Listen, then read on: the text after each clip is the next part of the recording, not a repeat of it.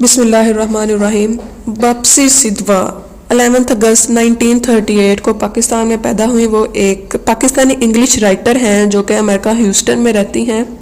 उनका कहना है कि I am a Parsi first then a Pakistani, specifically a Punjabi. I'm woman simply by gender. I don't feel American at all. My consolidated 3P identity has enriched my writings. यहाँ 3P जो मुराद Punjabi, Parsi and Pakistani. Bapsi Sidhwa is appreciated as Pakistani finest novelist. She is the author of 5 novels. उन्होंने 5 novel लिखे जिनमें है The Bride, crow eaters and American brat, cracking India and water.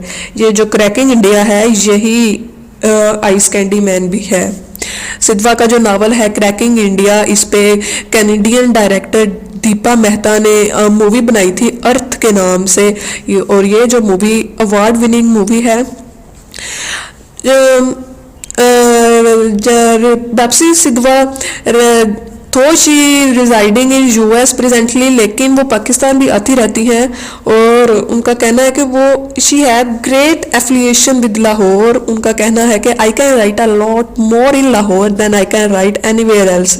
Lahore does have a very romantic atmosphere and it does release some type of creative energy. Bapsi Sidhwa को बचपन से ही polio था, तो वो अपनी एजुकेशन के लिए किसी स्कूल वगैरह में नहीं जा सकी। तो उन्होंने 15 साल तक अपनी रीडिंग को घर में ही कंप्लीट किया, अपनी रीडिंग एक्सटेंसिवली। लेकिन बाद में उन्होंने कैनड कॉलेज लाहौर से एजुकेशन अपना ग्रेजुएशन किया। Bapsi Sidhwa began her writing career at the age of 26 after visiting the Karakoram mountain area of Pakistan with her husband.